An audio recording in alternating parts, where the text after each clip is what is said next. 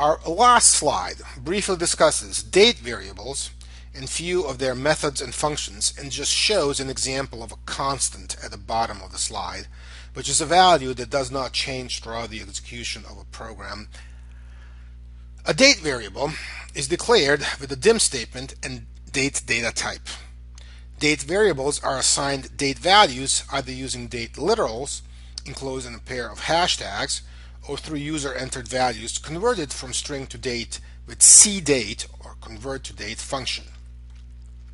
In addition to toString method using capital D for long date and lowercase d for short date, we have the day, month, and year methods returning various parts of the date, as well as date diff or date difference function finding the elapsed period between two dates, and there are many others. Switch back to VB, and right after the first of the two slide 8 comments, and declare PMT_due variable as date initialized to November 18th, 2030 as follows: dim PMT date as date equals, and then a pair of hashtags, and in between 11/18/2030.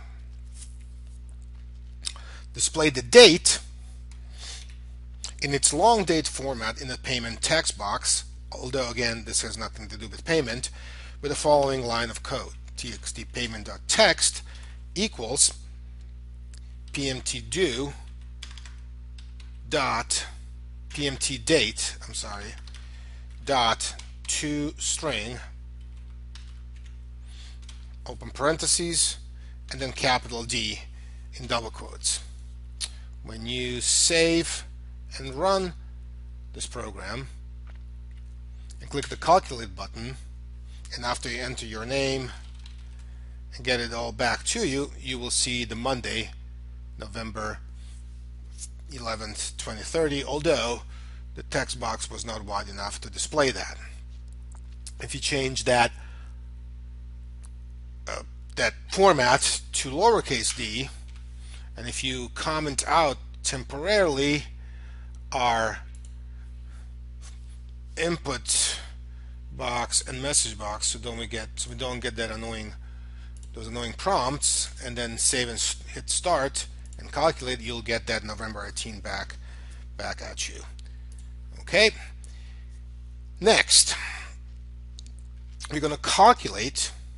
We're going to first demonstrate the month function. For example, we could have used day or year just as well, by typing the following line of code: txt payment.text equals pmtdate.month, which will predictably result in number 11 being displayed in the text box.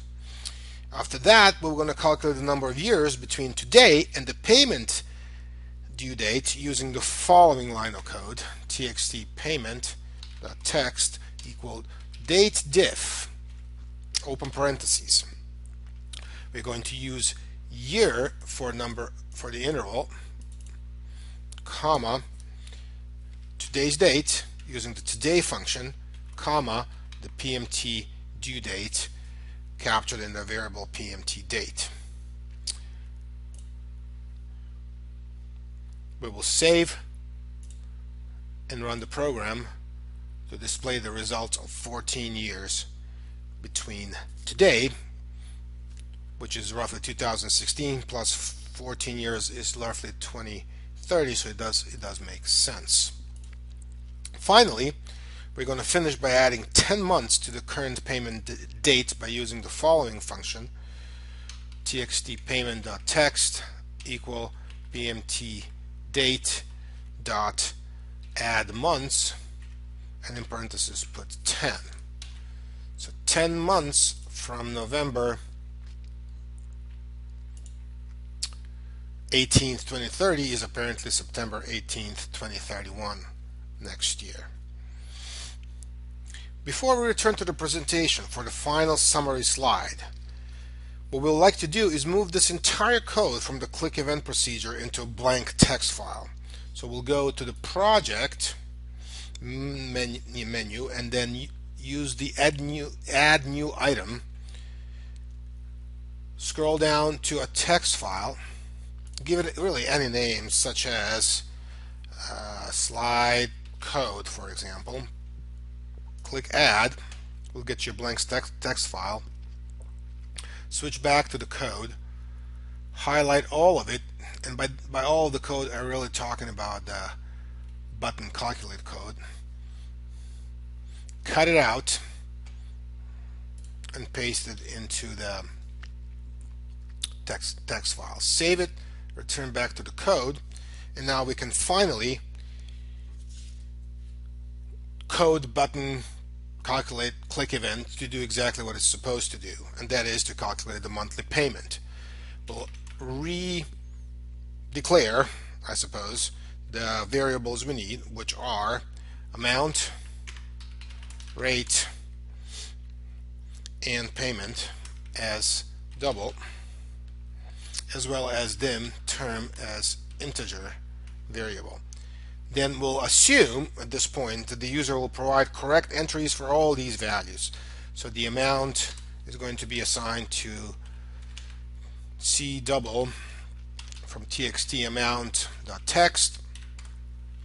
Rate will be C double from txt rate.text, as we had before in our demonstration. Term will be cint for integer conversion for txt term.text. Then the monthly payment, captured in a payment variable, can be calculated as follows. Payment equals to, open parenthesis, rate divided by 1200. We have to divide by 100 to get it to a percentage, and then by another 12 to get from years to months. And then divided by a big open parentheses, 1 minus another set of parentheses, 1 plus rate divided by 1200. Then we go out of that inner set of parentheses, use shift 6 to get an exponentiation symbol, okay, and then another set of parentheses for minus 12 times term, and then we exit both sets of parentheses and finally multiply by the amount. Okay, so this complicated financial formula that will calculate the payment, and then after we assign it to the txt payment text box, converting it to string as we just learned, will result in a correct monthly payment. Save, run, enter some reasonable numbers like 12,000 for the amount borrowed, 5 years for the term, and 2.56 for the loan, and you should get $213.29.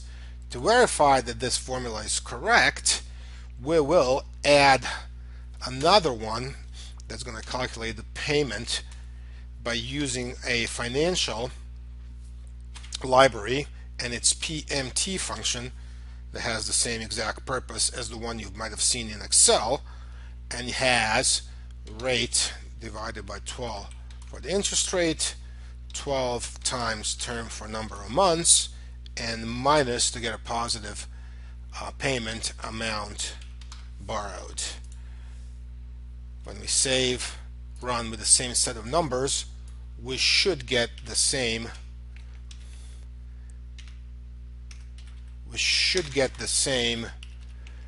$213.29. We'll quit, save, and exit out of the VB IDE and move to the final slide of this entire presentation. So this fourth video in the series, spread over several recordings, provided an introduction to variables in general and numerical and string variables in particular. We also showed how to use the variables together with text box controls to input the data into a program and display the results. We also demonstrated input box and message box alternatives useful for interrupting the code execution with a prompt for input or a message for the user. We also briefly discussed date variables with some of the useful date methods and functions. We finished by finally calculating the monthly payment for the given amount borrowed, interest rate, and the term of the loan in years. And this is the end of the video.